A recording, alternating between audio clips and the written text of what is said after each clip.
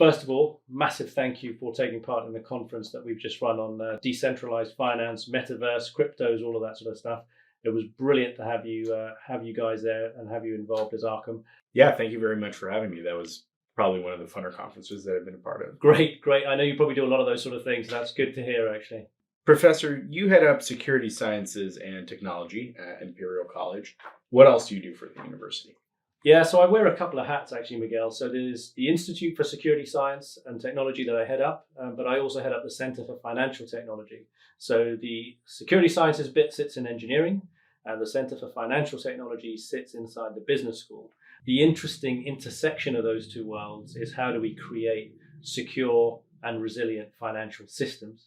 And of course, with all this stuff that's happening around DeFi and cryptos, that question couldn't be more important, right now, because things are moving so rapidly. And one of the things we've really got to think about is how do we build a secure and resilient system, or engineer it now so that we're not worrying about it later on in the future. What don't universities understand about DeFi and crypto? Universities are quite used to being the center of, the cutting edge knowledge in whatever they're looking at. And one of the things that's happened, I think, with cryptocurrencies and this whole decentralized finance movement in particular, is the cutting edge knowledge. Not all of it necessarily sits inside universities, right? In particular, and that's why I wanted to have you guys involved in the conference. When we look at startups and innovators, that's where a lot of the really interesting, cool stuff is happening. And so there's a lot of power to be gained from sharing knowledge between the startups and the universities. And I think one of the things that some universities don't realize, or people working in universities, is just how much cutting edge stuff is happening outside of the universities. And so this is the reason why when we run a conference with startups and government and industry and academia, we're trying to get shared understanding between all of those groups, because there's smart people working everywhere, right? And Yes. We need to sort of bring them together. Yes, of course. How do you think universities can use crypto intelligence tools? Yeah, so what you guys are doing is really quite fascinating, because when you start looking at how things might go wrong in a decentralized financial system, and you're looking at cryptocurrencies, if you're also thinking about the fact that maybe government regulators, etc., don't necessarily know everything that is happening, it's clear that we're going to need tools of being able to analyze what is happening, undertake forensic analysis, and actually figure out when maybe things haven't gone right, or even when something maybe untoward is happening, or there's some kind of malfeasance. And so for me, researching that area, figuring out how we can use algorithms, data, and those kind of tools to have that kind of crypto intelligence function, it is an interesting new area of research. And really, universities can really use the tools that are being developed to build new tools and get further insights on how that whole ecosystem is operating. Yes, naturally. And that's also a really big kind of recruitment pool for us in terms of the kinds of people who we want to hire. Generally, it's those who are already doing research, potentially more in an academic setting, who want to get into sort of more private sector research as well. Yeah, it's 100%. And one of the things I'm really passionate about, I've worked in government, I worked in the startup space, I'm working in academia now. I really think it's important that we encourage people to sort of transition their careers through those different domains. And companies and people, innovators, are looking for talent all the time. We're obviously kind of producing a lot of talent and connecting that talent to organizations and companies like yourselves. I think that's hugely exciting for those people and their careers, but it's also hugely exciting for researchers, because then they get a link into that world as well. And so some real rich collaborations can come out as a result of it. So I wanted to ask you something, actually. I'm quite fascinated about this. We've got a rapidly kind of evolving landscape in different geographic, domains around the world when we looked at cryptocurrencies. But I'm fascinated to know, you're here in London. You've got an American background as well, a footprint. What do you think the main sort of differences are between the ecosystems that you see in London and Europe and the United States? I think we can kind of separate these two things between sort of the general venture and startup ecosystem, and things like kind of crypto, and then the corporate world. And I think that both of these countries, the US and the UK, fall on different ends of those ecosystems. The UK, places like London, are way more focused on kind of corporate consulting, much more sort of the professional services industries. Right. And the US, I still feel, leads in terms of the general kind of innovation in the venture space across startups, across things like cryptocurrency.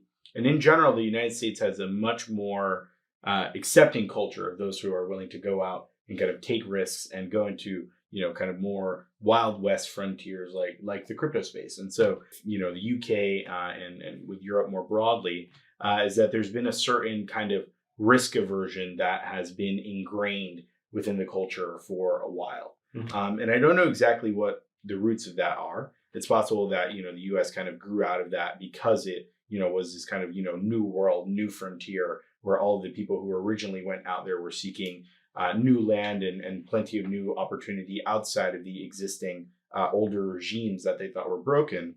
And maybe that, the downstream effects of that is that now, the US is one of the key leaders in terms of, cryptocurrency, despite how much regulators, try to bring it down. Yeah. But in general, I still feel like in the US, things like raising venture capital, hiring people who are willing to leave corporate jobs with high salaries and join startups, that's still kind of, a lot easier. But naturally, I think the quality of life in Europe is a lot higher. Yeah, that's interesting. And I think there's sort of seems like there's maybe a bit of a risk aversion issue or a risk kind of tolerance issue when you look at some of the European space. I mean, I was thinking about, in recent months, we've seen the president with an executive order trying to set out some kind of policy framework still for the US with respect to cryptos and how they might be formally included inside some sort of policy framework, which I found very interesting. Responsible use was on there as well, but then not much detail about exactly what that means. And then we see the European side of things with the MiCA regulations, etc. Very recently, there's a big debate about whether or not they would even allow things like proof of work type cryptos to be legal. Is it the case that Europe needs to be slightly more accepting and the US needs slightly more regulation? Or do you think Europe needs to really gravitate more towards the US model? Yeah, I think in general, these things will tend to gravitate towards the US model. And the reason is because right now the US is the global leader in terms of the financial system. Mm-hmm. The US in general is the one that typically pushes the global regulation and the infrastructure with things like, for example, the SWIFT system, mm-hmm. In terms of, just global securities laws and so on. The nation state that is following the role of the policeman is the US. When people are going around and committing scams abroad or doing things that the US considers illegal, such as committing securities fraud or issuing unregistered securities, and these sorts of things tend to impact a wide range of populations across different demographics. The US is generally the country that you see going and then prosecuting those people, extraditing them, and ultimately prosecuting them, right? You never hear about even like the major kind of, when you think about the European powers, Germany, France, the UK obviously isn't on the continent, but is also one of these kind of broader sort of European powers. You never hear about these countries going and, flying to Hong Kong in order to prosecute somebody, mm-hmm. right? It's always, the SEC, the FBI, the Department of Justice that actually brings about sort of the hammer for all of these people. And so I think in general, I think the US will kind of, lead in terms of the laws and the global regulations and, what's allowed and what's not globally in terms of crypto. Once things have become more clear, especially more on kind of the European side of things will become less uncertain. People will be much more sure that when they're going into crypto, they're not doing something illegal and it's not even gray area. Once the regulations are made much more clear, I think people who are risk averse will be more likely to kind of enter this space. But, sort of more generally, the senior UK Treasury official, John Glenn, spoke very positively about crypto, saying that the UK is, quote, open for crypto business. Yeah. What's the UK's potential to develop into a global crypto hub? And what exactly would this do for the United Kingdom and for the crypto space generally here? Yeah, we sit somewhere between now, right? We've had Brexit. You've got the European Union, who I think make sort of maybe more proactive kind of policies around what these technologies might mean for the citizen, and then kind of let the technology kind of grow within the confines of that policy. I think you see a US system which is kind of thinking, well, you know what, why don't we just have a fairly open system and we'll react quickly as the market evolves to bring in the right regulations. And I think the UK somehow might have a role in straddling those two worlds, and maybe having some kind of regulatory framework, which is maybe a blend of those two systems. Because my feeling is actually there's something in between that is probably the right place to go with all of this. And I know the UK is quite keen on things like sandboxes and creating an experimental kind of environment within which this kind of economy can be played around with and tested. So I think that could be a really great role for the UK, is to enable the testing and trialing of tools and instruments, of crypto economic tools and instruments, in such a way that it would allow us to get better informed decisions on what regulation is needed, what is not needed, because it's going to, as you said, maybe hamper the progress of the technology.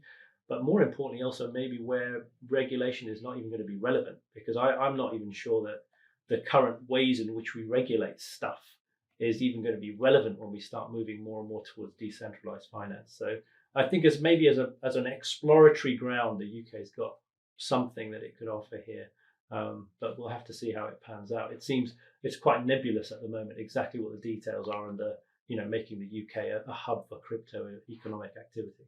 Do you think that there are competitive elements between the UK and the continent in terms of talent and getting entrepreneurs and all these sorts of things? I think realistically there has to be now, right? Okay, I mean, in some people's eyes, at any rate,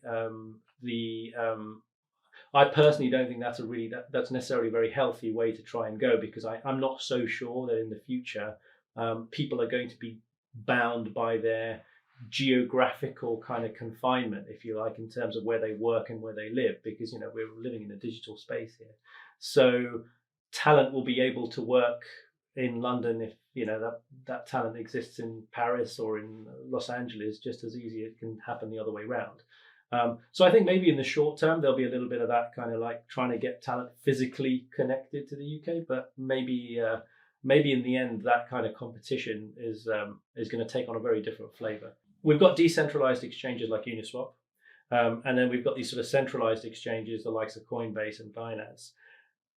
But how does intelligence gathering between those two kind of entities, how does it compare? What are the differences in being able to achieve the kind of intelligence gathering that you're trying to do in those two different domains? So I think the primary differences are how the transactions take place and where the information regarding that transaction having happened, where that information is stored, right? Generally, right? And so within these centralized exchanges, they have sort of their order book, and they have an internal ledger, which is where they track, and when I say ledger, I mean, in the more traditional sense, not in the crypto company sense. No. They have a more kind of traditional database where they store all of the information regarding the different trades that go on, right? So when you go onto an exchange such as Coinbase or Binance, you go on and you log in with your account. That account is, associated with some kind of address where you can send funds to, and then those funds, after they get deposited, actually just get stored in some broader hot wallet owned by the exchange, right? If you look at the rich list of cryptocurrency addresses for, say, Bitcoin or for Ethereum, exchanges are a huge part of that, right? So these addresses will have, hundreds of thousands of Bitcoins on them, but in fact, those hundreds of thousands of Bitcoins are owned by millions of people, right, within those hot wallets. And then the exchange on the inside keeps an account, similar to how a bank does, of the huge money pot and who owns or has a right to some of the coins within that money pot, right? And so when people are actually, placing trades on the exchange, they are just moving money around between those kind of databases on top of the entire money pot. No money is actually, moving. It's all staying kind of within the exchange, and all the information is captured within the exchange like a black box. In the same way, the information is captured on an app like Robinhood, traditional finance. The interesting thing about DEXs and decentralized exchanges more generally in, kind of the cryptocurrency space is that these transactions are actually taking place on chain. And so there's way more kind of information happening when I go and, use my MetaMask to make a transaction on Uniswap than there is on Binance. Because on Binance, I can kind of, take my funds, deposit it onto the exchange, wait, and then 45 or 60 days later, place some trade on the order book, and then again, 30 or 60 days later, withdraw the money from the exchange. And the only kind of on-chain information or on-chain activity that is available publicly for people to kind of take is the fact that I deposited to my exchange deposit address and then I withdrew, right?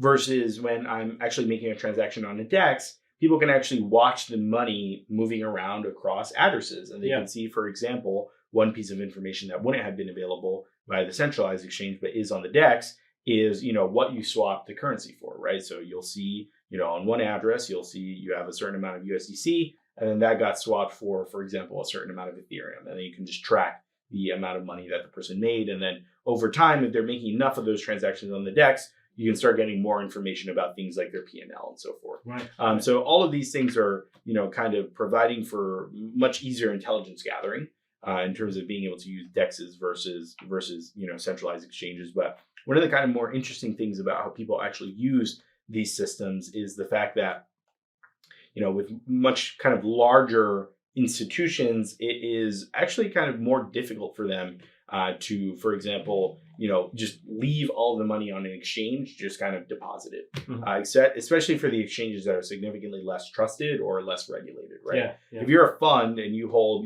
billions of dollars worth of cryptocurrency, when you put all of your money on an exchange and you just leave it there, it actually produces a ton of counterparty risk because now all of a sudden, there's kind of this mantra in the crypto space of not your keys, not your coins. And so, if you're just depositing 10 billion onto one of these exchanges that's not super trusted, not super regulated, then that's a really big issue from a counterparty risk perspective. And so these people typically tend to hold money in cold storage. And then only when they're going to make a trade do they then move it onto the exchange. They make the trade and then they get out, typically back into one of their original wallets rather than a fresh address, just mostly for logistical reasons, compliance reasons. If you're generating thousands of addresses, it's difficult to keep track of the funds, it's difficult to, kind of see where all of the money is going and so forth. And so generally they just have a couple of main addresses that they use, and then they're getting in and out of the exchange. And that produces way more information than the situation I described earlier. So at the end of the day, you still can get,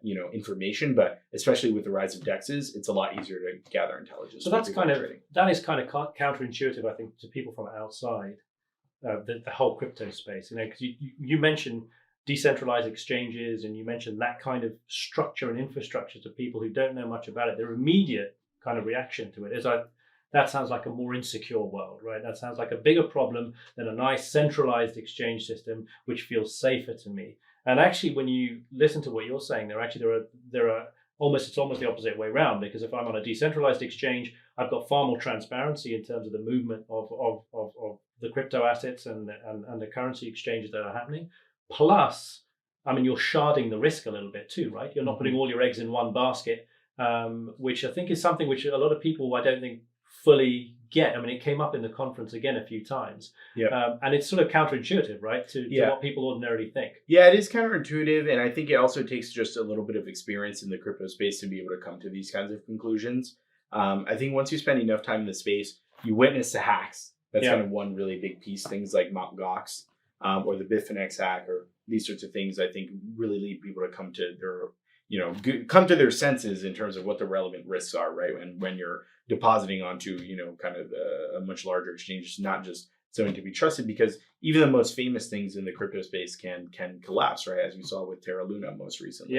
Right. And so these sorts of things that are, previously were maybe kind of, obviously safe. Now I think people are realizing, maybe not so much. And especially with things like DEXs, I think they're way more trusted. And just kind of, overall, people like the idea of not needing to have an account, not needing to KYC, just being able to go on and without having custody counterparty risk, make a trade, make a transaction, get out of their position, get into a position without anybody kind of having oversight, even if it's, publicly available on chain, all of that information. You're the chair of one of the groups of disruptive technologies at NATO. And so I'm kind of curious, how might the adoption of crypto change the landscape of financial warfare more generally? And how do you think crypto intelligence tools will interface with this? Yeah, it's such a superb question. And so as you say, I lead up this group. We're an advisory group to NATO on disruptive technology generally. And we've been looking at the issue of how an organization like NATO keeps pace with various disruptive technologies. Of course, this is one of those domains. And then, of course, you've seen this conflict in Ukraine with Russia, and we can very quickly in that conflict, we've seen the weaponizing of financial systems, right? I mean, we can talk about traditional financial systems being weaponized or being used in order to move the conflict one way or the other by both kind of sides of this particular conflict, if you like. And then I think also we've seen the emergence then of cryptocurrencies as being a method of actually providing aid and also circumventing the kind of friction that you sometimes see in traditional financial models when you're actually trying to get help into those situations, right? And I think that's been one of the really interesting aspects of this particular conflict is how quickly that's actually started happening. And probably the first time I think that mechanism has been used to actually help people inside conflict scenarios, being able to kind of transfer funds using that kind of crypto economy. Then there's of course the whole dark side of that crypto economy, which has probably had more attention since cryptos have been out actually than anything else. And you can see, obviously, there are going to be ways in which you can there'll be nefarious activities, right, where you can actually move funds and move finances, let's say through that crypto economic network, perhaps even fund kind of, terrorist organizations, not necessarily in this conflict, but these are things that you might be concerned with from a security perspective, is whether or not in a pseudonymous kind of economic system it becomes easier to fund terrorist organizations, to buy arms, and effectively to finance kind of conflict scenarios and finance zones, and to keep the oxygen inside that system and to circumvent traditional financial systems. To what extent all of this is happening right now, and to what extent it might be able, which direction it will take in the future, I think these are all open questions right now. But I think it's very, very clear that the kind of crypto economy and the crypto economic system is going to have a massive role to play, both in helping to solve some of the issues, as I just said, with things like creating support structures, but also maybe in making things more difficult when we're trying to manage war situations and conflict scenarios. So it's a balancing act. And again, having tools and having the ability to forensically analyze what is going on provides us an opportunity then to figure out exactly how this whole system is being used, and maybe even then sort of figure out mitigations and countering strategies where we want to sort of stop the bad things from happening, and maybe create enabling strategies for helping some of the sort of more positive aspects. But we just don't know until we start looking at that data and that evidence, and I think that's where forensic tools and intelligence tools are going to be extremely useful. So do you think Arkham is a disruptive technology? Do you think that we could help NATO so. In their efforts? Yeah, no, I listen, I definitely think so. I think that whole area, as we talked about previously, if we're able to have tools that are able to provide intelligence to people to figure out what is going on in what is an increasingly complicated space, right? Every single day, the whole system becomes more and more complex. I think it'd be hugely beneficial to help organizations like that, regulators, all sorts of entities who really want to know what is going on and how the system is being used. And certainly in conflict scenarios, that's going to be a very sharp, pointy use case that we're going to need to get right in the future. So, Professor, thank you for having me at the Imperial Conference. No, it was our pleasure, actually. It was wonderful, and I very much looking forward to continuing to work with you and work with Imperial on finding what are the best ways to actually do crypto intelligence, and hopefully we can continue to employ more of your brilliant students. Yeah. Well, it's going to be great to see how we can collaborate more in the future, and I thank you once again for taking part. And we're gonna keep talking, I think. So this will be the first of many conversations, I hope. Yes, thank you very much. Cheers, Miguel. Thanks.